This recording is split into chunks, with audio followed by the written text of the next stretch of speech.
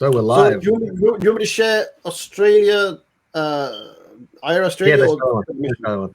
Yeah, do the Australia one. Australia? Yeah. All right, so we're live.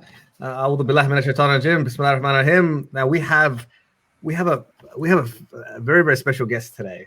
Someone who sort of has been close to me, particularly from my earlier days, which wasn't too far. He's not that old. Yeah, mashallah, he's still a pretty young guy. But a wealth of experience, and particularly for this topic. If anyone had to give this, have a conversation around this is the guy that I would go to. And in saying that, I haven't actually engaged with him too much outside of more bureaucratic things, I think, if you want to call it that. Have you done your report? Have you completed a report? How many? I know. Well, anyway, we won't go into that. I'll get in trouble. So, we have brother Nadeem Ashraf from the UK. You might know him from Dawah Motivation, from Youth Club, from iERA, and many other platforms. I'm sure he's involved in so many. He's probably got so many conflicts of interest. I wouldn't. but we're really happy to have him. And today the program is focused on the power of street dawah. Now, before we go into that, I want to introduce brother Nadeem. Maybe get him to say a few words as well. Because I think it's 8:30 or 9:30 in the UK there. 9:30, bro. Yeah. 8:30 p.m. here. So. We're here in the future. I'll let you know if anything happens. But Subhanallah. All right, brother Nadeem, tell us about yourself, man. I want to know more. Who is Nadeem Ashraf? Who is Dawah Motivation? Okay, so in Alhamdulillah, wassalatu wassalamu rasulullah, amma ba'd. So assalamu alaikum wa rahmatullah. Good morning to any viewers in the UK and Europe, and good evening to you Aussies down there, up there. Bro, I think we're always discovering ourselves. I think only when we get to Jannah we will really truly understand ourselves. What was that amazing conversation we had with our Lord. Why Allah? Like what was that all about? Life, tell us, the secrets. But to make it, for the sake of show, alhamdulillah. So I was born and bred in the UK. I'm originally from Pakistan ethnicity. My parents from the Punjab region. In my 2011, I was involved in Dawah in the mid-90s. So my first Dawah stall, may Allah accept, was in 1994. I remember. But the thing is, though, I don't have when you asked about story, my story is up and down, bro. Just like the world, just like it's very chaotic, very random. And that's manifested in my Dawah as well, right? There's nothing, you can't really make sense of a straight line. So I was involved in Dawah in the mid-90s. I actually started being in Dawah stalls before I was fully practicing. I have to admit that. So I don't think I was fully practicing that. I was still a bit of an idiot, a bit of a gangster vibe, which every British Pakistani goes through, yeah? Everybody wants to be a wannabe. So I went through that when I was about 16, 17. Alhamdulillah, the stall, going to the stalls, the brotherhood, that slowly helped me. And I think maybe about 6-7 months later, a year later, I fully practiced the deen, alhamdulillah. Then I was involved in Dawah for good until 2001. 2001, the craziness happened, 9/11, all that. That stopped a lot of Dawah stores in the UK, by the way, and even mine as well. And that was probably the decline of Dawah in my local area. So then I was away from Dawah for a long time. And then I reintroduced back into the world of Dawah and Dawah stores and street Dawah through, mashallah, Ustad Hamza's visit in Pakistan in 2012 when he did a tour. And I happened to be there as well because I moved there. I lived there for 5 years. So being in Pakistan reintroduced me to Dawah again in the UK. It's all over the place. So the time I was you're a true OG in the Dawah space. Like this is early 90s. Yeah, bro. Where was I in the early 90s? I think I was in kindergarten back then. Subhanallah. I wasn't born, so. Subhanallah. Wow. So you started in a street Dawah. You got involved in street Dawah. How did that go? How did you get involved in this? Did you just pop in? Did you get in trainings? What brought you to that? So you're asking about the first innings or the second innings? The original one? Let's start with the first innings. The first, okay. So I remember I was working in a canteen, and this brother who was he was not involved in Dawah at all, but he just said, look, the brothers are starting a stall. I think this was the first ever stall. I live in a town called Crawley, which is about 40 miles south of London. And they'd never stalled before. In fact, all these brothers are new practicing, I think 6-7 months. and for some reason they got IPCI flyers. Then they were the only booklets, right? Ahmadi flyers, combat kit and all that. But they had no training. There was no training, nothing. They just had iman. They had a fervor. They need to call people to Allah. Went out, and I remember, and I use this in my training as well, because there was no training. When I used to ask the brothers, how are you going to answer those questions? How are you going to answer those questions? They go, we'll just learn as they go along. So they actually got bashed the last few months. They just got ripped apart intellectually. I remember one brother, he didn't have he didn't know, he just took notes down. Okay, now. Then he went back to the drawing board and went back to whatever resources he had, books, this and that, whichever tafsir Quran, whatever was available. Then they came back in the streets again. But that particular day, on Saturday, brother goes, come to the stall. I go, no way. Because you know what, brothers and his sisters, I'm at heart, I'm actually a very shy person. Believe it or not, I am an introvert. But so I said, no way. I said, what's it going to be about? Yeah, we're going to have a stall. Random people come to the stall, going past. I go, no way, man. I don't want to talk to people. No thanks. I like to be in my own, lone little world. But he convinced me, go, come, I'll buy you some coffee or something. So went to town center, just observed. And for a good 7 months, I just observed. I observed the art. The most I would do, I guess this is a good training and a good way of introducing street dawah, and there's nothing wrong with that, is to give out flyers. How hard is it to do this? Yeah. With it. And then, hello, what? Yeah, hello, how's it going? Good morning, how are you? That kind of thing. And I did that for 6-7 months, bro. But I observed the conversation of the brothers. So shadowing is for someone who wants to get involved in dawah and is nervous, whatever. Shadowing there's nothing wrong with that. Absolutely nothing wrong with that. We've got precedents in our history with that. So I shadowed for a long time. And in fact, I'll be honest, bro, me actually becoming this is another crazy probably lesson for everyone. So 94 to all those years of street dawah, I could probably count how many conversations I had. Mostly it was just giving out flyers. Alhamdulillah. May Allah accept. Wow. I actually started speaking and training and actually being really like the complete monster that I am on street dawah, meaning monster in a good sense. Like I'm like, alpha male, right? That happened, subhanAllah, you could say in 2012. So all those years, I was like a very quiet, timid guy. But I was observing. I was taking things in. So the lesson I learned, and I advise someone, is there's no rush. There's no rush. You don't have to speak. Just learn. Take it all in. Observe. Take it all in. And then at some point, inshallah, it'll kick in. And then naturally, organically, you start speaking to people. But I don't know if that made sense. But yeah. So that was the first time, bro. 94. Alhamdulillah. May Allah accept. For those who don't know what street dawah is, by the way, describe it. Is it just a bunch of brothers in a t-shirt and a stall, or handing out marketing material, or? Well, I think the concept behind it is we want to call people to Allah, and we want to call as many people as we can, right? So before YouTube, before the video age, and it can be argued, and it is strongly argued, this is the best one of the best medium for reach. But then before this, rather than you going in the mosque, let's say, for example, so what about the 90s, 80s, 90s, rather than being in the masjid and just put up imagine put a poster on the window of the masjid, wherever your masjid is in the city, non-Muslims welcome, come inside. They're not gonna come, right? And you just hope they'll come, and the hope. Hey, by the way, brother Nadeem, why do you suddenly change your accent to a British accent?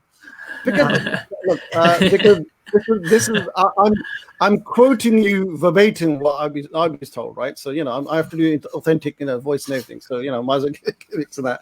But with all due respect, I'm not trying to be racist here or anything. Where ethnicist, if it's such a word.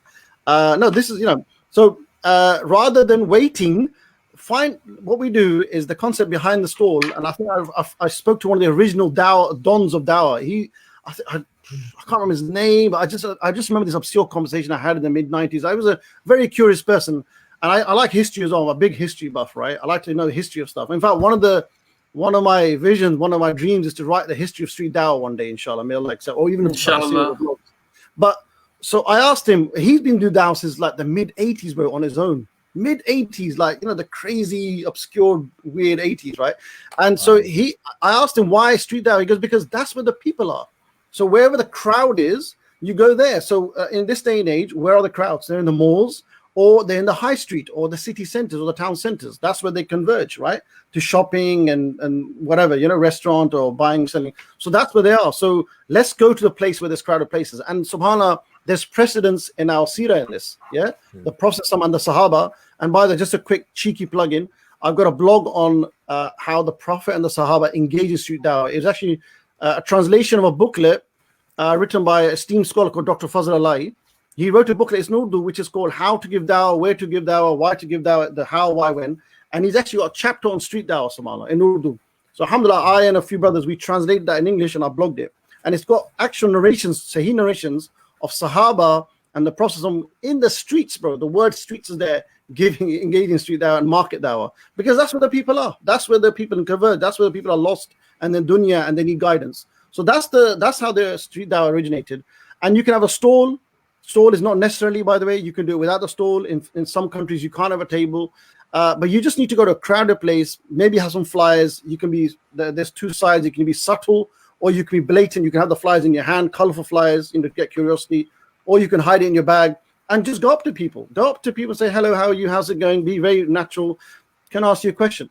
Just a random question. Yeah, go on. What's the purpose of life, do you think? Why do we exist? Why are we on planet Earth? Like, ask him. And my psychology is this, and without going too much in training mode, is everybody's waiting to be asked a question. That's the mindset I have. Everybody's waiting to be approached. Don't think, oh, what will he say? What will she say? How will she react? No. They're waiting for you to approach them. They're waiting for you to get the reward. That's the way I go into it. But anyway, that was just on that. I think a lot of the reservations I hear are exactly that. Like when people want to get into street da'wah, they always say, but I don't want to disturb people's day. I don't know if I want to go up to them. I don't know if I want to approach them. They have their own plan. They have their own thing. I don't want to get too involved. But I think having that mentality really shifts that lens. And it's not in a way that you're just going up to someone and lecturing them. Like you said, by asking that question, they're the one thinking. And I really like that. Just a few points on that, bro. Just to quickly on that. Absolutely. There's so many lessons, but it's not a lecture. Street dawah is not a lecture. For that, we got the auditorium, we got the podcast. Yeah, it has to. In fact, it's a conversation, and in fact, they have to do more talking. We have to have so much active listeners. We have to be like counselors almost, right? So absolutely, we have to listen to them. And the other thing is street dawah. Just on that note about what would they think, some brothers have done this. Look, let's not be. There's a lot of du'a that do it the wrong way as well, and we're here to correct and learn. Some brothers, they will go into people's faces. They'll block them. They'll be in front of them. You don't do that. We don't obstruct. Like I've got a certain style, which is from, and I was going to mention it earlier in my introduction. I did 8 years of street fundraising. A lot of those skills I learned from there, I transferred into street dawah. So I don't come people head on, and I don't go from behind, or I don't even sit. I personally don't like to sit next to a person on the bench because they're just chilling. Yeah, other than I like to just go and sit down, and that's private space. Yeah. I like the challenge of stopping people, but I come from a side angle. Side angle is like, so I don't know if I can describe it. Maybe one day physical. Side angle is like, it's an option for them. You're asking politely, but strongly. If they're going to stop, they'll stop. If not, they'll walk on. But I wouldn't come in front of them. You don't do that. You're not aggressive. You're politely asking.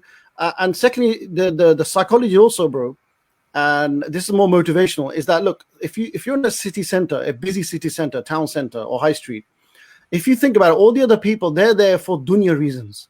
They're there for shopping, dating, coffee, lunch, this, that, the other. What are you there for? You're here to call to the Lord of the worlds. You're here you have a much noble remit or mandate to be on that pavement, on that street, subhanAllah. So that when you come from that mindset, you come up obviously proud, but this is not the negative pride. This is pride in Islam, here in Islam.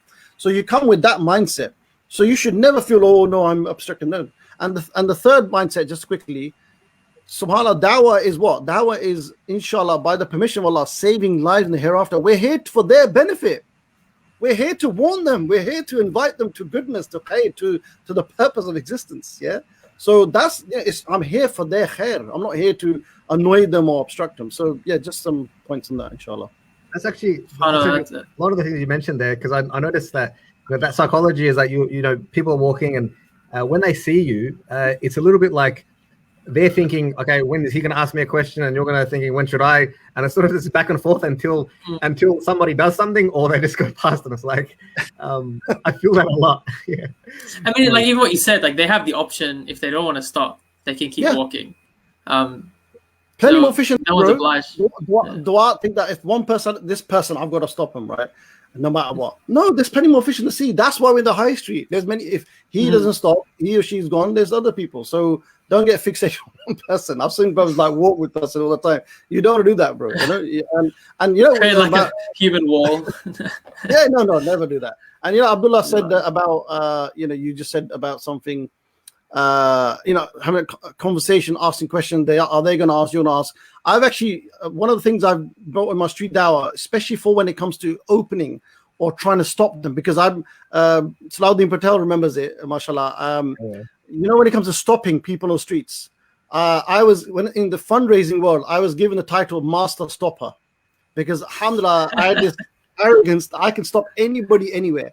And even in street dawah, when I was doing like with Leeds, with the brothers in Leeds, a city in the UK, when I went to Odensk in Denmark, and when I went to Cyprus, I said to brothers and sisters, I always declare this. You know, when the streets, bro, like in a home environment, amongst brothers and ulama, I'm like, you know, I barely lift my head. But when it comes to streets, I'm being real. There's something happens to me. This is my comfort zone. This is me. What kind of clothes do you wear? Do you come in like a thawb with the you know, with the topi, or what kind of clothes? I'm very strong on that, bro. I believe that. So if you're even in Islamabad, Pakistan, our doubt there is to the Muslim youth.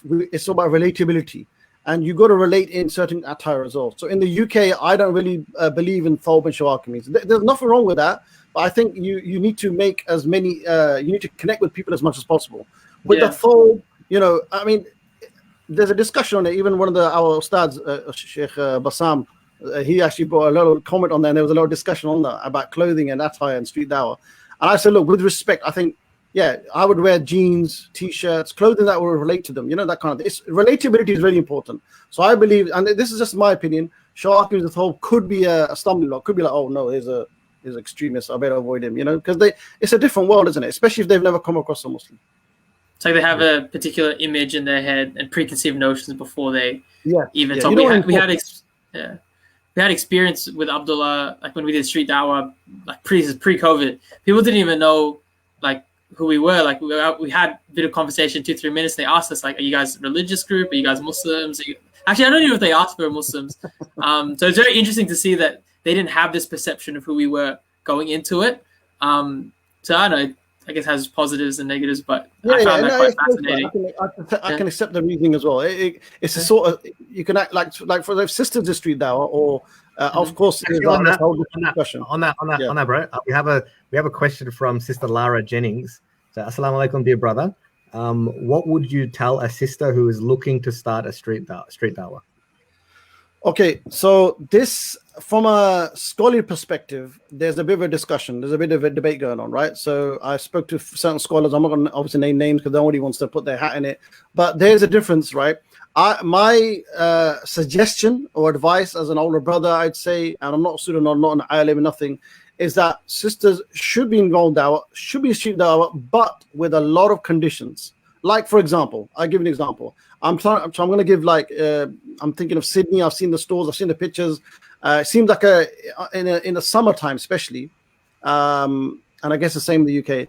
If it's like May, June, July, when it's long summers, and you know, when in a city center, it's like a family carnival atmosphere. There's families, prams, children's, everything. If you have a stall there, if the brothers at a stall, and if the sisters want to come, as long as they convince their brother, their husband, their father, or mahram to come, I think that will be good. So they're there around. Either they're on the brother side of the stall, or they're just hanging around. And there's like good 5, 6, 7 sisters.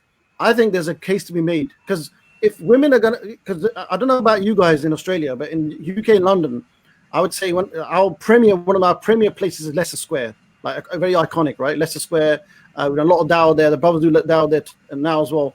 And there, I would say, subhanAllah, whenever I go, is if I'm doing a 6-7 hour stall, at least 4 or 5 hours, there's mostly women. Like 80% of women come to the stall, right? Mm-hmm. Women all the time. And I've always thought that she's asking a question about hijab or this and that or women's rights. And I'm answering a question, but I always thought if imagine a hijabi or niqabi answering this question, exactly. it's much more profound. You know what I mean? It's More much weight. more impactful. Yeah, subhanAllah. So there's a case to be made. But street dawah, again, you can use it more as a concept rather than literally streets. Sisters could go, for example, if you call it stall dawah, you could hold a stall at a campus, university, which is a very controlled, very safe environment, right? Yeah. There's conferences taking place, Muslim and non-Muslim conferences. Just look for opportunities. Wherever, again, going back to that crowd concept, wherever there's a crowd, especially with family, like in UK, we have melas, Asian melas, right? And they have these big things in the ground, and everybody has different stalls, food stalls, bookstores, this kind of thing. Just have a stall there. Why can't, and the sisters can come, again, family environment. But I would never encourage sisters to go, for example, like London on a Friday night or Saturday night, you know, pubs and clubs, and there's guys who are drunk and going crazy. I would never ever encourage sisters to go street dawah, even if there are a bunch of seven of them. Never do that. I would never encourage. That's dangerous. That's silly. That you're just bringing up on, you know, especially in this day and age. But in a daytime with mahram, in certain areas, there's a case to be made. Absolutely. All right, let's bring the conversation back down to the topic. Yeah. So the power of street dawah. Now we can, of course, we've got a few things set up. Right? We have a stall. We can talk about setting up a team. We have the motivation to go out there. You know, now we have the confidence. We're not sort of out of our shell, a little bit warmed up. What about material? Right? Is the material the silver bullet to our street dawah, or is it our are we there just to give material? What's your thoughts on that? No, material is a very good thing. It's a very thing. I think they got to be flashy, because in the town center, just like social media, right? In social media, when you create a post, you create a very good post, meaning it has to be colorful, shiny. It can't be like a black and white, old style, old font, weird font. You've got to really good think about it. So when you put it on Instagram or news on your Facebook or whatever, or Twitter, people are scrolling through, right? They're looking for things. So how does your content stand out? Does it catch their eye? Is it curious? Same with street dawah. So flyers, for example, our very almost iconic, right? Is Life Just a Game. Yellow flyer. I'm sure everyone knows that. It's like a worldwide phenomenon, mashallah. Give credit where it's due, brother Arbra, mashallah. He's a designer. May Allah reward him. Of We Convey. Those brothers, mashallah, who used to be designers with iERA. Look at the Sadqa Jari again. I was chatting to him today, mashallah. You know, he designed all this. It's Life Just a Game. Who do you love? All these things. So these are very catchy. They catch the eye. You know, they're very colorful, nicely fun, beautiful. So well thought out line, and also content. So flyers are very important, but it's not critical. Like if you can't get flyers, you can still call to Allah. Like, you know, you can still engage with people. Your personality, your character, your charm, let's say, is the flyer. Right, so use that as well. Like alhamdulillah, with the advanced dua I've been doing for many years experience, they can give dawah with or without flyer. So many times when we set up a stall, I just walk around. You know, just I didn't need flyers. But flyers can act like a introduction card. Flyers can be it can be very helpful, absolutely. And banners as well, very good banner, very thought out banner. In fact, I would say, bro, in my experience, out of all the different discussion around banners, what kind of banners, what will catch the eye, what will attract them, you know, you can have His Life Just a Game, you can have this and that.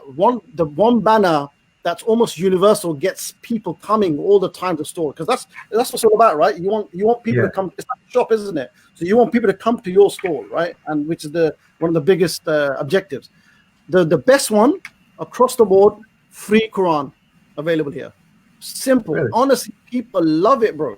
It is. I can cite examples from the Hamla, because you know when you're involved in dawah, street dawah, I don't know how it's happened. I've been put in all these street dawah teams around the world. I'm not in any Australian teams at the moment, but New York, Nigeria street dawah, South Africa, everywhere, right?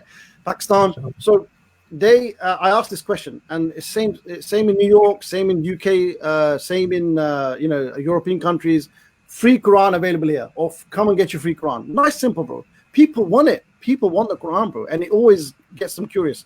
I don't know, maybe it's the free word or it's the Quran, but this is just a tip, inshallah. A big free sign is always, you know, enticing. Free food, free drinks. Yeah, absolutely. Yeah. So tell us about some of your experiences. Tell us some of your good experiences, some of the experiences that you really got you to reflect and improve, or I wouldn't call them bad experiences, but you know what I mean.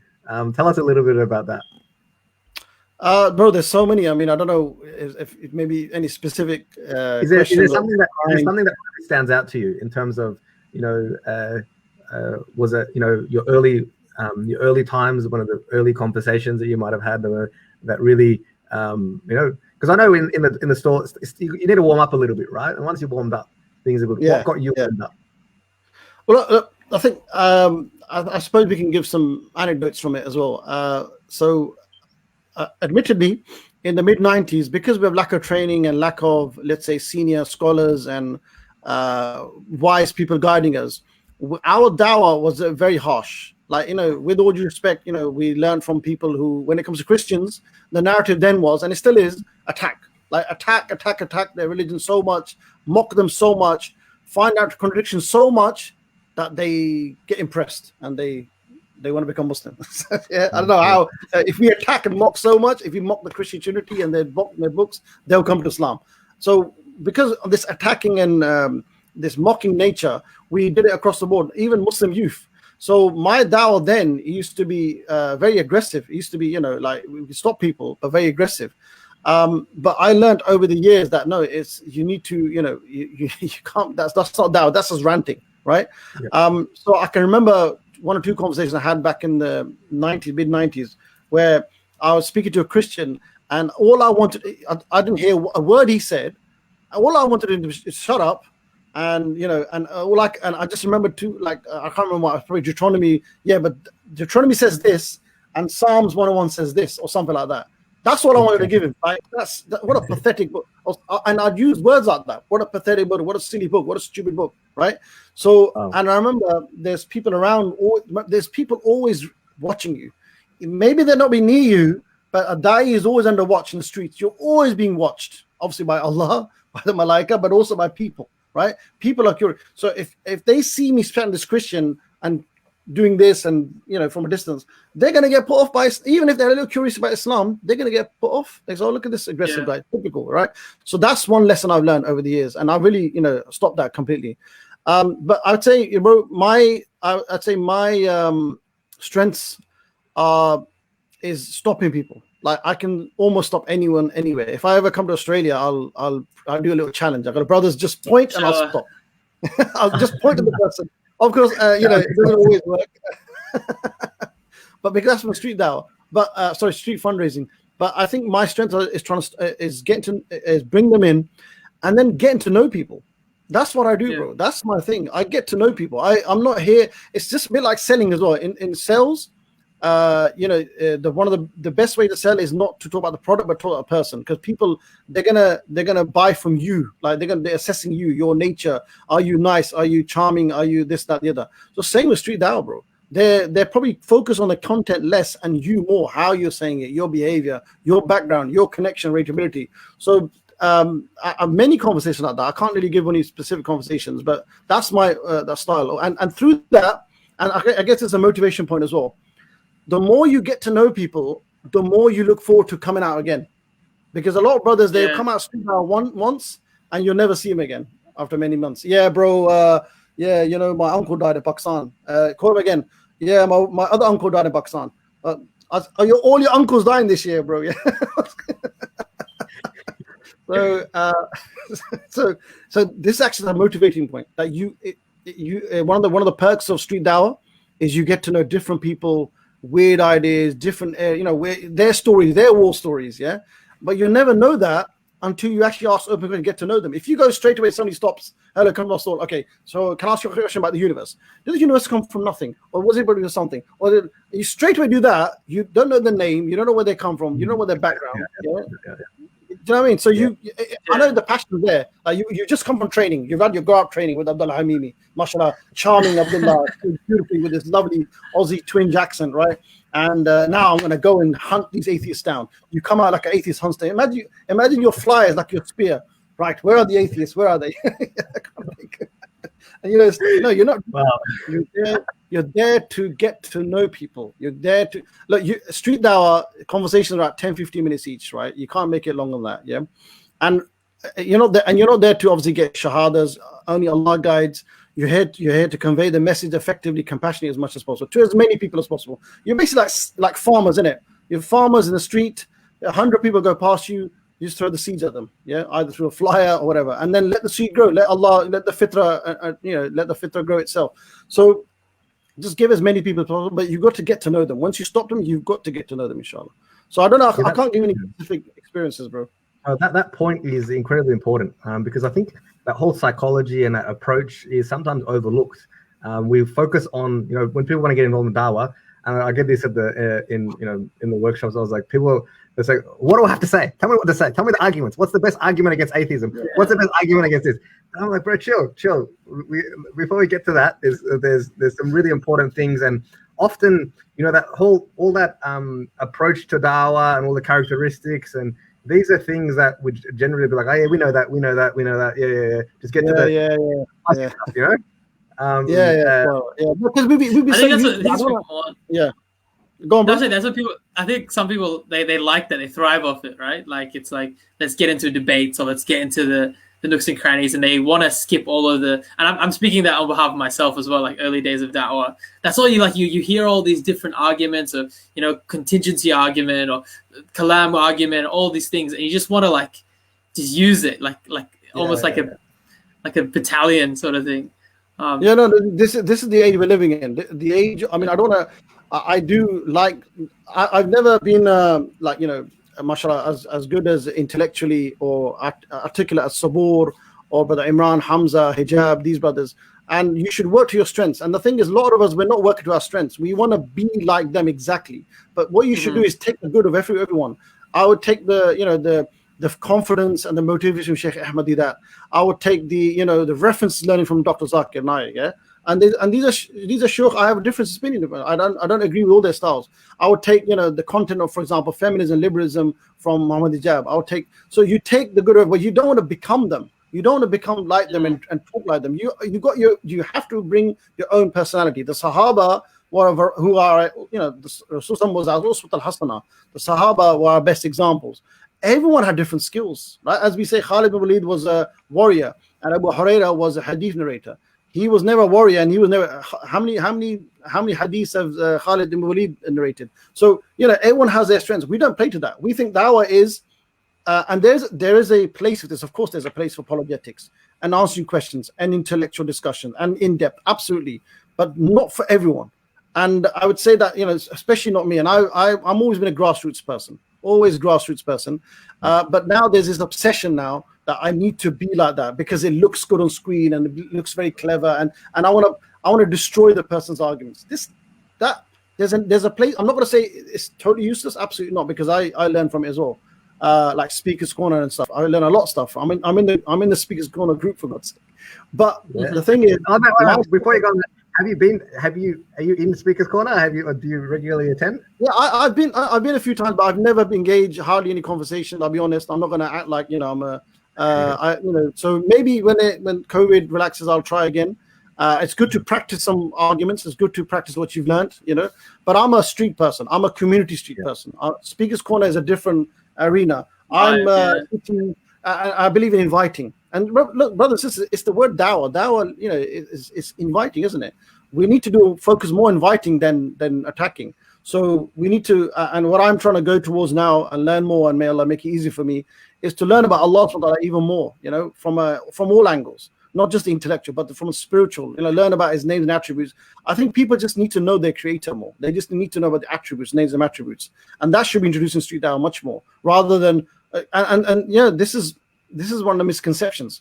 When you think of street dawah, you think, okay, and I remember Ustad Hamza teaching this, when you're done your training, and it's the first time on the stall, don't know who told you where we got this idea from, that all of a sudden, I want to, Transformers. You're going to transform into the beam of Allah into greatest philosopher of our age, at the same time the greatest scientist of our age, at the same time the Mufti Azam of our age, at the same time, like what? All in one. And this is what people expect. No, who told you that? Subhanallah. Yeah, so the guy asks a question, and the guy puts his hand over his navel and says, "Oh, brother, ask a very good question." That's the whole Zakir Naik thing. No. We're here to. We need to connect with people, talk to them, let them, tell them your story. One of the best, I think, for myself and other brothers I've spoken to, because when I do street dawah now, I do more observing. I like to observe and R&D and research and development, that kind of thing. So I say to brothers, look, you need to get to know people more, and you need to listen more, because we're too eager to talk. But how do you know how to say to what to person unless you understand them? So it's critical. Like right now, you can't, you do less talking, you listen to them, and subhanAllah, even you listen to them is dawah, because people are there, non-Muslims especially, they want someone to talk to. They're looking to people to talk to, and we Muslims should be there, like lending a good heart, lending a good ear, and then we build our dawah upon that, inshallah. Well. I feel like going out tonight, man. It's for dawah. Yeah, absolutely. It's been so long, bro. This is really motivating. Brother Nadeem, in Australia, with although the restrictions have sort of eased a little bit, and there's sort of a lack of people and people not interacting and that sort of stuff. But where plans are for inshallah by next month when we come back from Sydney, this is all systems go. I think if anything, it's like a perfect opportunity, right? So many people have been locked up, people feel lonely, people don't have this conversation. I don't know what it's like in UK, but here I feel like that human interaction is lacking a lot. And you find when you talk to people, they want to open up, they want to just chat with someone, even if it's just about like. Bro, how do you think I feel? Like UK is one of the worst in lockdown. I've been this machine in front of me, this thing called Mac. This is what I've been giving dawah to for the last year, and it's killing me. I thought one the day.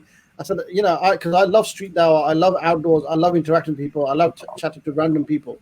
But last year or so, it's been very, very difficult for me. Like I've been, live shows like this and this and that. Try and keep going. But yeah, absolutely, because I believe it's natural, bro. Human beings are not meant to interact with the screen or a robot. It's artificial intelligence, right? We're here to interact with other human beings, other hearts, other beating hearts, other thinking minds, other souls. It's a natural thing for me. So street dawah still gives that, mashallah.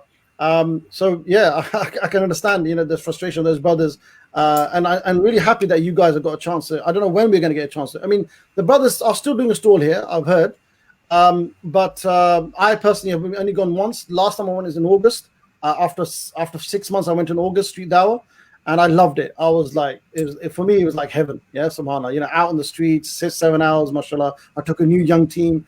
But now it's been like what's March now, so I don't know when the next time. In my local town as well, the brothers are not interested, unfortunately. God, Allah make dua, because there was one brother that helped me for 2 years, but when he got busy, that was it. There's no one, and I think that's an important point, because I want to pull a practical lesson out of your extensive experience, mashallah, is that building a team, yeah, and we could talk about it. We experienced that, but building a team and building that volunteer base.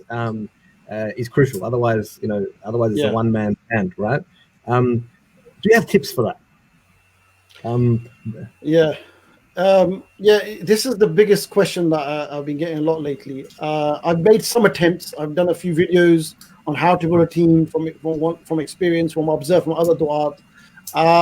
It's not easy, but I think things like I don't know. I mean, it depends on your project. If you're talking about street dawah. Honestly, street dawah is the hardest sell. Let me just say that it's the dawah my whole social media is dawah motivation.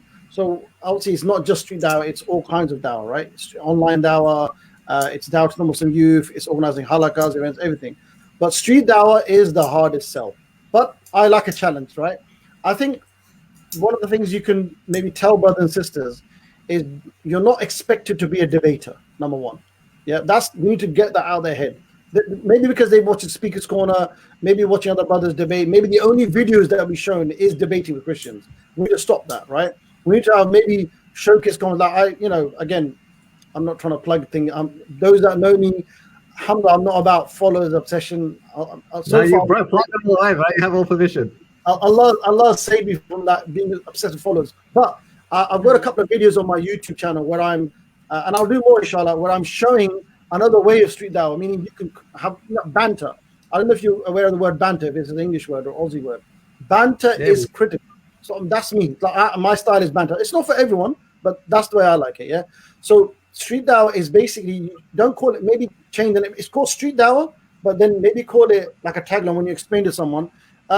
having a nice conversation with another human being on the streets. That's what it is. Having a nice conversation. Seriously, you can have a lovely, even if you're there as a person, you got a t-shirt on, you got the flyer, you got the Quran, you got the table, you got the team, and let's say for 2 hours you just got to know people's names, what they do, and their views, and you didn't talk about Islam, and they went away. That's fine. Alhamdulillah, that's fine. Who said that you need to give them something? I need to leave them with something. This I don't, because they've interacted with you. How do you know? And again, this is a fitra play. How do you know that you being nice and chilled and you loving football? Like, imagine someone, non-Muslim have this image.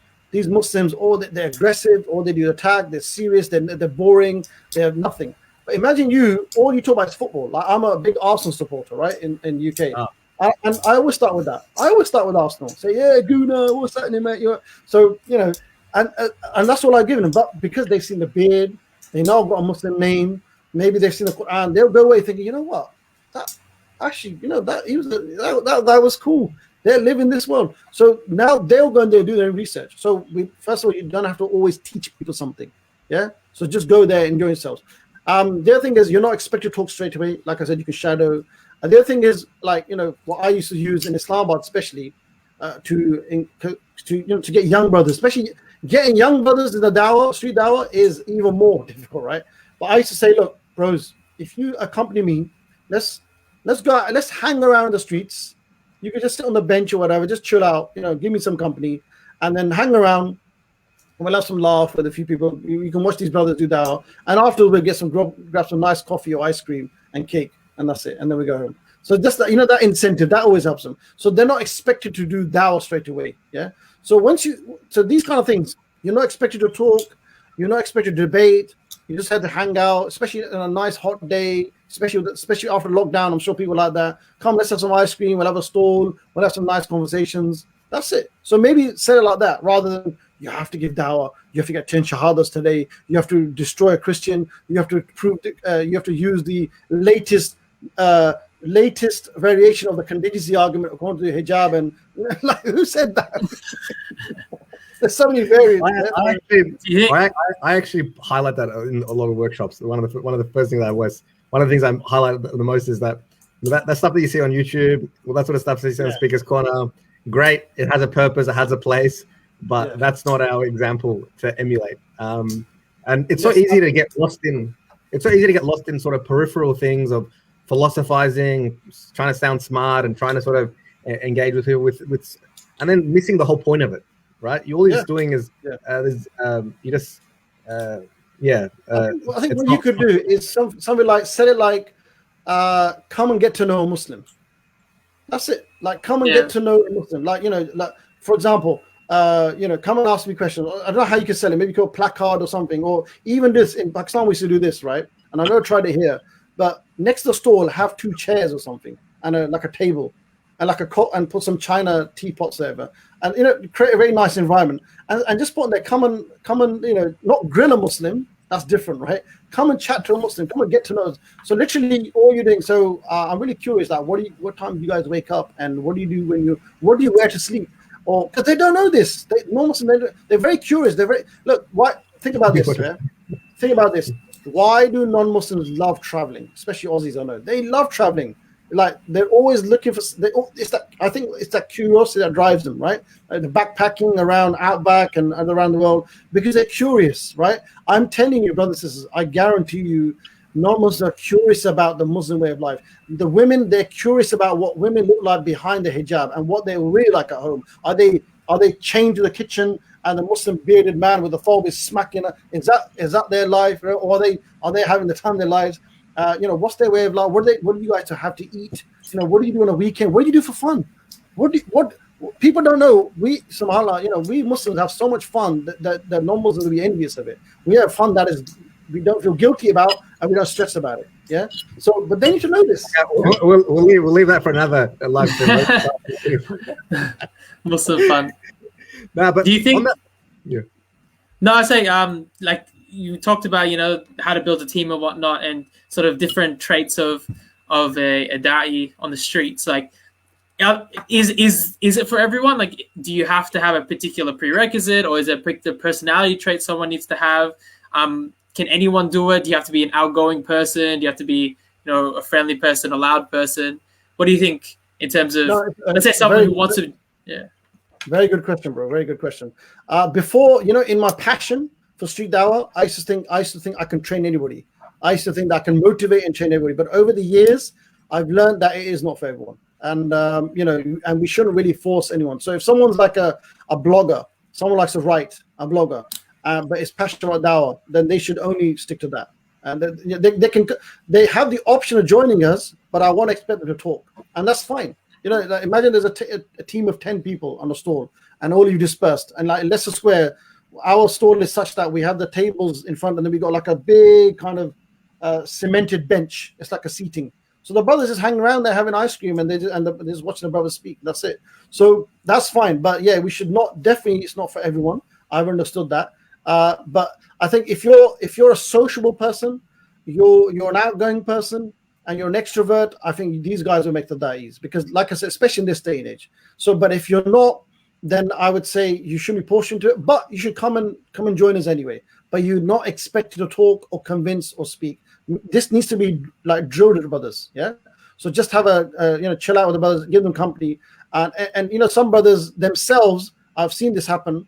They're introverts, but because they know the rewards of dawah, they said, okay, is it okay if they come to you? They say, okay, is it okay if I just stand there and just give a few flyers out? Is that okay? Of course, that's more than okay, bro. Yeah, absolutely. Inshallah. Why not? You never know. And we know many examples of people coming to Deen just because of a flyer, right? So yeah, it's not for everyone, and people should do their strengths. And the best people are extroverts, sociable people who don't mind chatting to random people. I'm not. I love the whole randoms effect, yeah, because I'm pretty random myself. But definitely those kind of they'll make the best da'is, the best art. Absolutely. What have you found in terms of training?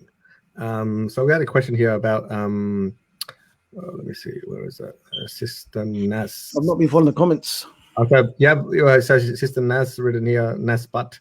You have women very passionate about giving dawah, but just don't know the actual step-by-step procedure. Maybe according to the country, a step-by-step booklet or a handout should be made for women in dawah to follow, inshallah. How many thoughts on that? Brother Naz, again, a lot of plugins. Dawahmotivation.com, my website. I've got a few flyers. I mean, maybe there's a few sisters from DM here, mashallah. Maybe they can share. So I've actually not step-by-step booklet, but there are some blogs about sisters and how they can get involved in dawah. I've given ideas. For example, if I give one example, and the brothers can do that same thing as well. Women, they like to go shopping. Okay. Women and sisters, they like to go to the city center. And when we're doing street dawah, especially in London and like Birmingham, especially where there's a lot of Muslim population, there's a lot of sisters, hijabis, niqabis. They like to go to cafes. They like to have coffee, right? Why not organize it a bit or plan it a bit better? There's two types of cafe dawah you could do. One is, let's say there's a non-Muslim colleague, a non-Muslim neighbor, a non-Muslim contact, whatever, yeah? Just say to them, let's say the non-Muslim name is Nancy. I don't know why I can't think of Nancy. Maybe Nancy is a typical Aussie name, right? I was going to say Sheila, but that'd be too likely, right? But you don't want me in the streets of Australia, bro. I'm gonna break all the protocols. Anyway, Aussies love the bands. So Nancy, I don't know why Nancy. This is the Muslim sister saying to non-Muslim Nancy. I don't know why, but I want to treat you to the best coffee in Melbourne city centre with the best cake on this Saturday around 1. Yeah. Oh, okay. Why? So she goes there, and is it okay, Nancy? Is it okay to bring another friend along, another Muslim friend along, maybe someone experienced knowledge, and just have a chat about life, like how much nonsense you gonna talk, how much about men are you gonna complain about, right? So when you go past that, ask the question, purpose of life. Do that on a regular level, yeah, and just be at the cafe, have a lot of coffees, and the other thing we could do, just to add to that, let's say the sister ties in with the brothers team, yeah, you have a connection, maybe you have your sisters. So let's say if you are going to start a regular stall on a Saturday between 12 and 4 or whatever, you brothers on the streets, sisters, you tell the sisters, you just enjoy coffees all day, mashallah, on us. What we'll do is when we're engaging, if there's a woman that's more interested. You could offer, the brother could also offer them, do you know what? Would you like to talk to a Muslim woman? And she'll go, yeah, I would love to. I would really. Well, coffee on us. And there's a couple of sisters sitting in that cafe over there. Go down, they'll buy you coffee, have a lovely chat, ask them whatever you want. And do that on a regular level. And that's it. The sisters are happy, they do that, women, and the brothers, they don't have to, that awkwardness, because some brothers, I have to add this, right? Some brothers, I'm 44, married, I've got 2 daughters, and I can handle talking to women. I've seen this in London, bro, yeah? And other areas where the street young brothers, they're there. And as soon as a pretty looking lady, and I'll say that, a pretty lady comes along, the brothers get, what should I do? They get worried, they start panicking, they get, I don't know what happens to them, right? I've even seen stuff for a flirtation. So I said, I have to really calm down, bro. It's just a human being, yeah? So this is, again, this is reinforcing the idea of street sisters in the dawah. So yeah, so send them in the cafe and that kind of thing. And some sisters have tried this where they're chatting amongst themselves, 3 sisters, and when they talk about science, and let's say they're sitting next to a all-female table, just raise the voice a bit. This is a bit advanced tips, but raise the voice. Say, what do you mean the universe came from nothing? Or something like that. Okay. One of the sisters looks at the table conversations. Curious, and the other person will look up like, and then the sister who's really confident say, Miss, what do you think? Like, my friend, what do you think? and then a discussion, that kind of thing. But yeah, we gotta try that. We gotta try that here in Melbourne, Abdullah. Well, when you're into something, when you're passionate about something, especially, and my thing is street dawah, random dawah, campus dawah is the other one, right? Ideas will flourish, bro. Honestly, you can think of so many things. When you start thinking outside the box, so many ideas come, mashallah. So many different ways of interaction, stopping people, starting a conversation, how to start a conversation, where to start a conversation. Yeah, alhamdulillah. So the more you do it, the more you get to it. With your dawah, so I know, on the street dawah, you meet so many people. You have some days are busier than others. Some days you have some conversations, sometimes you have lots. Now, what do you do with a lot of people who you're begin a conversation? You feel like there's something fruitful there. It's not just it could be the Arsenal conversation, but usually there's not much to talk about with Arsenal these days. What did you follow people up? Do you get their contact? Do you how do you continue the conversation, or do you just leave it there and hope to see them next week? Yeah, I think the default position of street dawah is, like I said, we're not here to get shahadas. I know this may be shocking for some people, right? We want it, it's a bonus, it's a gift, and we're happy if it happens. But that's not the primary objective. The primary objective is to effectively call and pass on the message of the messengers, yeah? We are the messengers of the message. So we've got to get the message out to as many people as we can, right? So that's the primary. So the nature of street dawah is that we're just passing the message, and then it's up to them what they want to do that. So really, we should be, at the very least, leading somewhere towards research. You either give them a website. Website is the best way. One Reason, mashallah, we've been using One Reason for years. It's still my go-to point, alhamdulillah. Now you got videos now. If you want flyers, somebody gave a really good suggestion. But mashallah, Luqman, who's used to be leads dawah team, and now he's in Qatar. He gave, like, you could, for example, have like a scan on your phone, and if they scan it, a flyer comes to their phone rather than a physical flyer. So that's really good. So he showed me a picture. I'll show you later. It's like you can, if you scan this, you get this flyer. If you scan this, so he's got a whole load of big placard. You just put your phone next to it, so you can use these things. But the point is that we're just passing the message. The more dawah you do, the more you learn how to summarize. So remember, it's not a lecture, right? So you can start summarizing more. So you for example, you could talk about the Quranic argument of God's existence, the long version, or you can give like a 5-10 minute summary, right? But again, summarizing is very, because remember, you got to think about that person was there for shopping. they're the person. Their wife's gonna ring away. Where are you? So although you with your charm you stop them, so you need to be considerate as well. So there's some people will not leave you because they find it hard to leave, because it's rude to just leave, to walk off.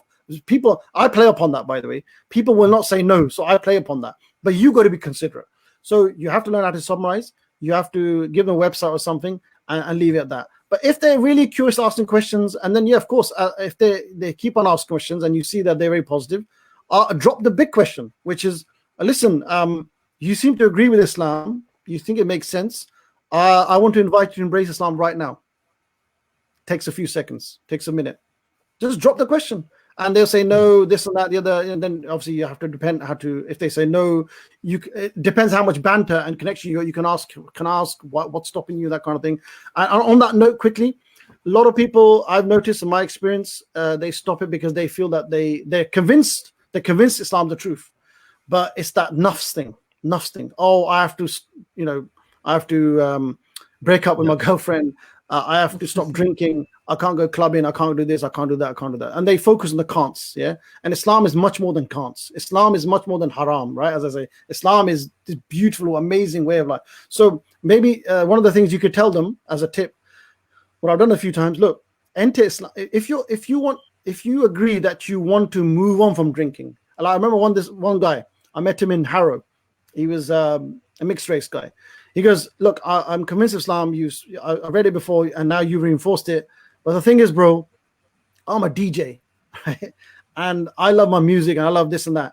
I just, I can't do it. But I'm smoking drugs, but I'm trying to get out of it. I really want to get out of it. And I asked him, do you really want to get out of drugs? Yeah.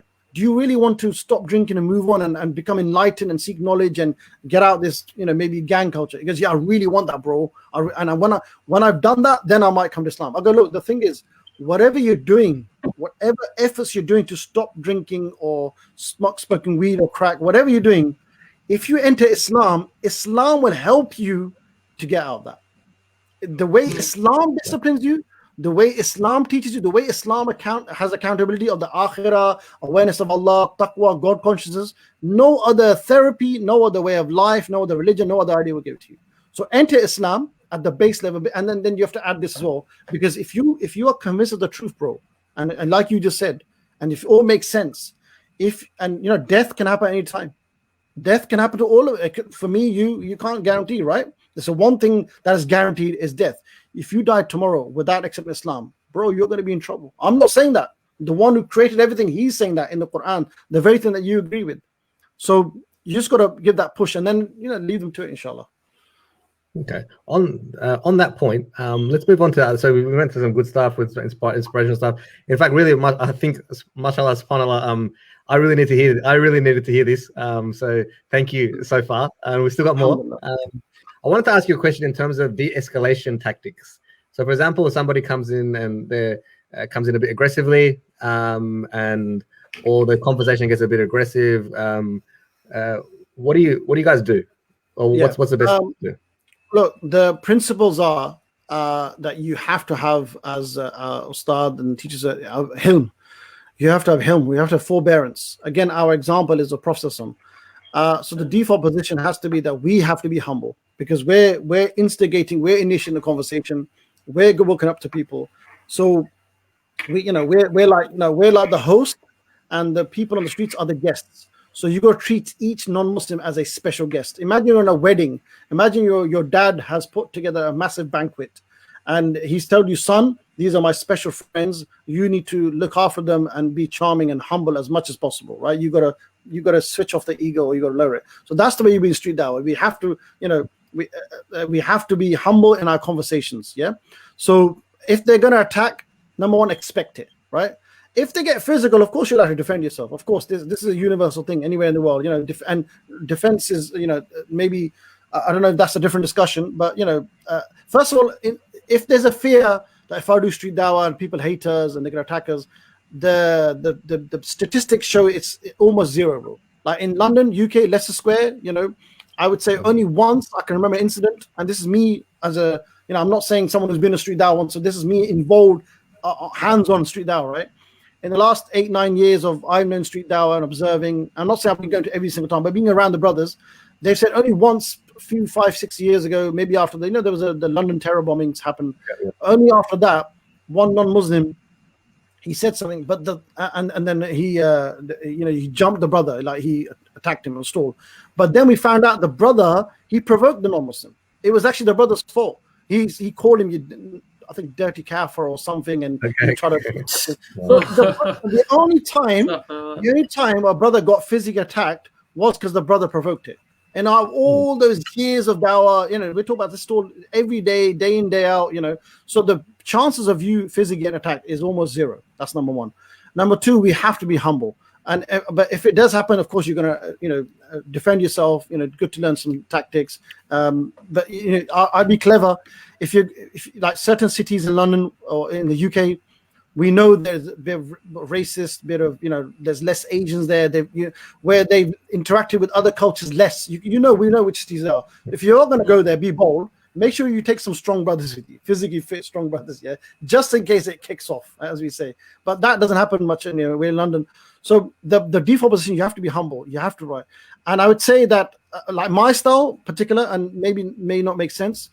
And I got from street dawah. I'm very stubborn in my cheekiness. What do I mean by that? So I find it amusing. So I've had people come up to me, drunk and non-drunk. You Muslims, how dare you in my country? You're gonna give that kind of thing. And I'm just smiling. I said, I'm smiling, and he goes, if they stop, and I let them rant, and they stop, and they'll say, and this happened 2 or 3 times to me. They'll say, "What do you have to say to that? Come on, you're sitting there smiling." I go, I just want to know, like, what cologne are you wearing today? I'm really curious. It's nice, man. You go, what? They look at his face. What? Yeah, bro. Because I'm always on the charm offensive, bro. That's me, and it's worked for me. And you have to know to get it. So I would deflate the situation. I always somehow make them laugh or deflate and that kind of thing. But if they're gonna keep on going, say, and this is a tactic what I do as well, especially with drunks, yeah. Maybe I can't explain to sit down, but when you're standing, the stance, either you can stand like that, but another stance is one leg forward, even a bit of distance. What that does, your other foot is a barrier to that tramp, to that drunk person. Drunk people like to chat sometimes, yeah. So with drunk people, they like to come, well, mate, like you have too much experience, man. If you put your other foot forward, they literally can't. They're like, they're thinking, why is he not letting me come near? But they can't do that. So that is your barrier kind of thing. I learned that from street fundraising tactics. So if it does get aggressive, even if you guys swing for you, can't, because there's such a distance, right? So okay, let's keep this positive. It is. I mean, it won't happen. The chance of that won't happen, bro. You got. If it's going to happen, you've provoked something. You've said something. You've been aggressive in your dawah. You need to calm down. We're here to invite. We're here to win their heart, not the argument. That's the default position. Tell us about this, bro. Sometimes street dawah is actually can be incredibly testing on your ego, especially, right? You go up there and people don't want to talk. Sometimes some days it's just quiet, or some days you feel like everyone rejects you. You're having a productive, and it really humbles you. What's some advice you could give to people slugging it out, and you want to be consistent, you don't want to give up, and sometimes you think maybe this is not the best place, maybe I should go somewhere else, or maybe you want to create all these different excuses for yourself. How would you advise someone like that? Yeah, so again, plug in. I've done 2 videos on how to do rejection in the streets. There's a video, and there's actually a whole training as well. One day, if you want, I can go through it. It's a good 10-slide thing. I've made it into like a training program, how to deal with rejection. And it's made with street dawah in mind, plus in life as well. So, there's a whole series. You can marriage as well? It's interchangeable. You can have it for both. But we can definitely go through that. But I think things like, I would say your mindset before coming to street dawah is to be that today I want to be in this city from in the city center from 3 p.m. till 7 p.m. or whatever, 3-4 hours. Your mindset should be, no one's going to chat to me. You're already prepared that nobody chat to you. So when you're prepared like that, you find it easy to handle. You find it easy to get. When you go on the streets, you say to yourself, or I say to myself, today you're going to go to the streets and 90% of people are going to ignore you.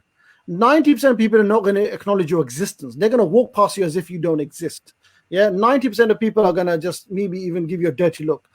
My point is, expect all this. This is part and parcel of the dawah. This is the challenge. If it was that easy, then why are we not getting 50 shahadas a week every week? Because people, we're living in an age where people not only you got the people who are aggressive, but most people, and I had a really good conversation with Imran Hussain the other day about postmodernism. people, the apathy exists. People just don't care. Even if the truth, they just don't want to know. People do not want to know. So a dai should expect that. You should never expect, okay, I've had my training, I've got the flyers, I've got the t-shirt, I've got Abdullah Hamimi on my right, and I've got Ammar on my left, right? And we're gonna go there, and I'm gonna have like 55 conversations, and the camera's gonna be upon me, and then I capture my best angle, and I'm gonna be beautiful in my moral argument, and I'm gonna look good, and I might get a proposal from my sister online. No, that's don't expect that. You should expect, no, you're gonna get ignored. People are gonna go past you. People are gonna be aggressive to you. People are gonna give you dirty looks. People don't want to chat to you. It will happen. Welcome to the dawah. And you know because I always try and look for the sake of motivation, incentives, these things. If you can handle 3 hours and nobody spoke to you, and you try to walk up to people and people ignored you and gave you dirty looks, if you can handle that, you know what? You're learning life skills, my brother. This is going to help you in your life. You're learning sabr. You're going to be in many times of your life outside street dawah. These skills are going to help you. That's the beauty of street dawah, by the way. It can give you so many skills for life, subhanAllah. So expect to be ignored, expect rejection, and I don't know, this is maybe advanced, and maybe I won't be able to espouse it properly, but I'll try. Enjoy rejection. I've actually made a whole career out of rejection. Let me tell you why. When I was in street fundraising, because I knew that what the game is, right? I know people ignore me, so and this is maybe being, but if someone's walking past and I'll say, hey, how's it going? And I always give compliments, like the guy with the really cool red t-shirt, or I even go even depth. I go, the guy with the really nice right collar just coming above his neck. I like that, bro. I notice these things, right? But if they ignore me, I say, bro, I know you saw me. Don't ignore me. Come on, that's not nice. That kind of thing. So I make lines like that. I have to add a couple of lines just for the sake of banter, right? I don't know. Let's see if you get this joke. So this is actually a true story. A guy's going past, and it was one of those days where hardly anyone wants to chat. So I'm always looking for someone to chat to, right? I can't, I'm a sociable person. One guy, bichara, poor guy, he's a truck driver. He's doing a delivery somewhere in a shop nearby. So he's taking boxes out of trucks and he's carrying it and he put it in a shop, right? So I'm just having a banter with him because he's the only person that kind of laughed at one of my jokes. Anyone who laughs at one of my banter jokes, I grab onto him, right? It's like fishing, isn't it? You bait and then they catch. So I said something, he laughed, and he was like, maybe he's tired. I said, I said to the guy with the boxes, carrying boxes, I said, come on, let's have a chat. He goes, no, I can't. And he kept, take the boxes in there. I said, come on. And then at one point he had the boxes inside his head, like, because it was too heavy or something. I said, come on. He goes, no. I go, come on, bro, think outside the box sometimes. I know someone who would appreciate that joke. If it's not me. Yeah, you Abdullah. Abdullah cracks all these jokes, man. I don't know if you got that, but yeah, that kind of thing. One more line, I would say, like, for example, and look, you can make lines out of this. You can make line of rejection. Somebody said, no, I've got to go. I'm in a rush. I said, where are you going? I've got to catch a train. I've got to catch a train. They say, I've got to catch a train. And then I'll say, how are you going to catch a train? They're really heavy. I feel like you have to be a dad first before you can start telling these dad jokes. These jokes will only work in the streets. They won't work in the indoor environment because the atmosphere and the outside is random. So yeah, I enjoy getting ignored. Enjoy it. Enjoy the lines, inshallah. Brother Nadeem, is there like a joke book for Street Dawah? I'd really like to download it, man. I think that could be the second edition of your Dawah history of the Street Dawah book. I've added some of these lines in my blogs. SubhanAllah. I have. This is a true story, right? One guy, when I used to be street fundraising, I think his name was Seb. He was an introvert, and alhamdulillah, I used to train people on how to stop people back in street fundraising days, right? And he was an introvert, but he observed me. He really liked my style. He really liked, he said he's never met someone like a really larger than life than me, right? Really proud, outgoing, cheeky banter. So he took notes. So years later, I found out that he opened a website of how to chat up girls and stop girls in the streets, based upon some of the stuff I taught. Okay, bro. Okay, let's change the topic. So, with you're having engagements with people, you're talking to people, having conversations, and the person who comes to Islam right now, what happens then? Because I think there was a culture of street dawah at a particular time and place where, people are racking up, the numbers or the scores, and then shahada tallies, on their bed or whatever it is, or you wonder, okay, mashallah, there's so many shahadas. Where are these people, man? And then the selfie with the look, I got one. Yeah. Today we've gotten four shahadas, mashallah. No, I got one of them. I know. When doing new Muslim work, like, to be honest, the way I look at it is, you mentioned the obviously the rewards and the struggles and the challenges and the successes. I personally think that despite all that, the hardest work is actually on at the other side, right? The dawah is fun and easy and as you get warmed up and whatnot, but then it's like the new Muslim work is where the real as in, like, there's a different level of, like, sort of like retention, isn't it? Retention, yeah.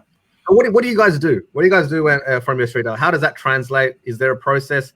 Has that process changed? Were you around in that culture of the? No. So I went at the peak of it. I was in Pakistan. I was observing street dawah from Pakistan, Islamabad. So social media, 2012. Because I came back to UK in 2015, late 2015. So this just went through because I suppose the peak period of like, the loads of shahadas up around the country, quick shahadas. But yeah, it was. I think the culture then was, and before any of the teams make that mistake, is that I've got the shahada and it's goodbye. No, you have to press. You have to push some sort of contact. So, WhatsApp, email, at the very least email or something, or insist. So you've got to have some sort of interaction. There'll be some people who will say, look, I've embraced Islam and I'm going to go and learn my own journey. Fine, but as a da'i, you have to press upon that. Yeah, because at the same time, I would say you can't impose either non-Muslims. Some non-Muslims, they would like to, they just take this big decision, right? Massive decision. Now they'll learn in their own time. So we have to give them that as well. I do believe in that. And it's up to them. But at the same time, you as a da'i, try and give them options. Look, here's a new Muslim class. Like, mashallah, Musa Adnan is starting one now, step by step, new Muslim classes. There's others as well, mashallah. I'm sure you guys have it as well. But yeah, say these classes, now you need to learn the deen. And I suppose, when you're given the dawah, the dawah is not just proof of Allah and proof of Quran and that's it. The dawah is, maybe in your conversation earlier on, adding things like, there's so much more to talk about, bro. I want to tell you about the soul's journey after death, paradise, hellfire. I want to talk about the love of Allah. I want to talk about the relationship with God. I want to talk about the beauty of the Quran. I mean, the hadith, history of Islam. There's so much, but I want to tell you, you sell it a bit. And then they'll get curious. They go, okay, well, how do I know? How do I find this out? I'm glad you asked that question. Well, let's exchange numbers. I can attach you to a scholar, a masjid, a course, or something. So yeah, this is very vital. The mistake we don't want to do is just take the easiest thing. Another example, like in my local area, one guy, he was a revert himself. He was when I came in 2015. Somebody told me he's got 100 shahadas last year in my town. I got a small town, I got 100 shahadas. What a legend! Wow. And when I found out what his method was, all he used to do on a Friday night or a Saturday night, he would go to the worst areas of my town where there's crack heroin addicts or drunks and tramps and that kind of thing. And he would say, how you doing? They go, oh, mate, yeah.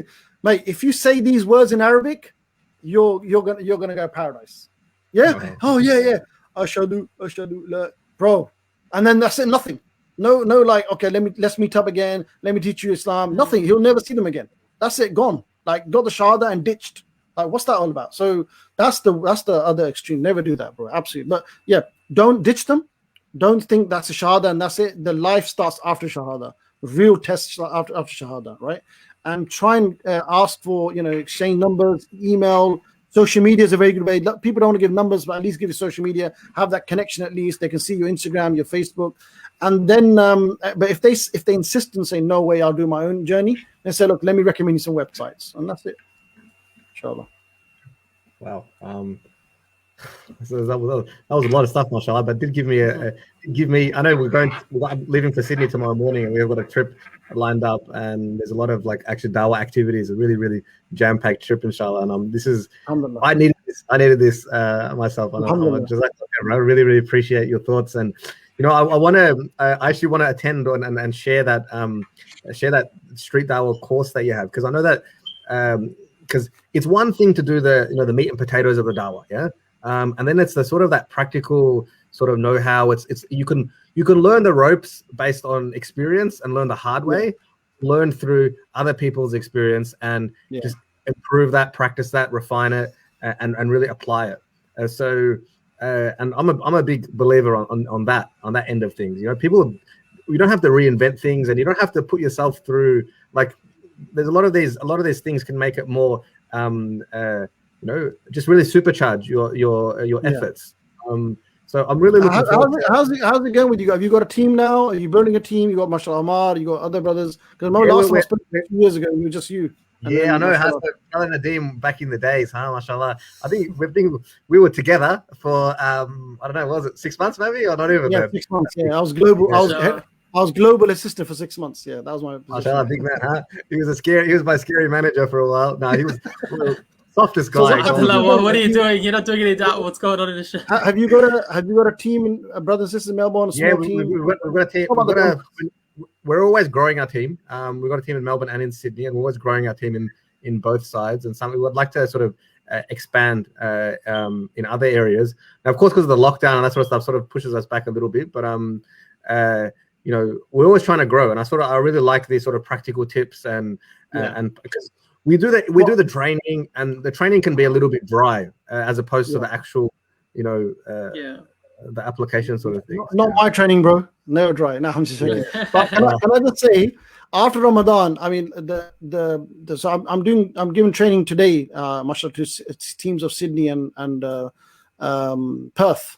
Really good team coming out of Perth. Now the thing is, we do a series of things, and after Ramadan we can do other things as well. So after Ramadan, one of the calls is for a whole series, which is maybe a 4-week series, 1 hour each, 4 weeks on street dawah tips. It's very in depth. So maybe what we can do, if we tie up, inshallah, you guys can join that as well, optional. Yeah, please do. Definitely. Yeah, and it'd be good. We via Zoom. I've got a Zoom package and everything, so inshallah we can definitely. Yeah. I would be honored to. That would be great, man. Awesome. So let's give it a break from there, inshallah. It's I think it's almost 10 o'clock here in Melbourne at night, and I have a flight to catch early in the morning. Yeah, so I've still got to pack some of my bags. Have you got events in Sydney, so I can maybe refer people to, or what's going on? Yeah, I'll be at Macquarie Uni for 2 days, then I'll be at University of New South Wales. And then we're doing another one with University of Sydney, and then a couple of mosques. So there's a whole itinerary of 10 days, man. But anyway, stay in touch with the iERA Australia Facebook page. Everything will be there. Okay, good. I'll be vlogging it all, and then when Ammar comes, he can edit it for me. So a big thank you. May Allah reward you, may Allah bless you, may Allah strengthen you, and continue your the fantastic work and inspiring other people, because you definitely inspired me, and I hope other people have benefited in the same way. I mean, and you're welcome to pitch, you're welcome to convey any, or whatever, all your dawah motivation stuff. Find that on YouTube, find that on Facebook, find that on Instagram. I have a feeling you're on TikTok, but I am. Oh, he's on TikTok. Wow. We've actually got a TikTok dawah group as well, mashallah. A lot of reverts now. Brother Jordan M, Brother Ben Ikra, they're all. Hamza Mayat, he's on there. So dawah ideas, but I'm not very active on TikTok yet. My main area is Instagram and YouTube these days, alhamdulillah. Right, and he's on Clubhouse too, if you're on iPhone. Clubhouse. Also, if brothers and sisters, this is the best place, is dawahmotivation.com. There's around, I think, 40 to 50 blog entries there, and all of them have been written with the intent of practical tips on dawah. So it's all dawah based practical tips, communication, how to talk, how to start a conversation, where to say what, that kind of thing, based on not just mine but other amazing du'at experience, because we stand on the shoulder of giants, right? Our scholars, our salaf, and what learned from. So yeah, dawah. If any ideas, there's and you can comment, you can ask questions if you don't understand anything.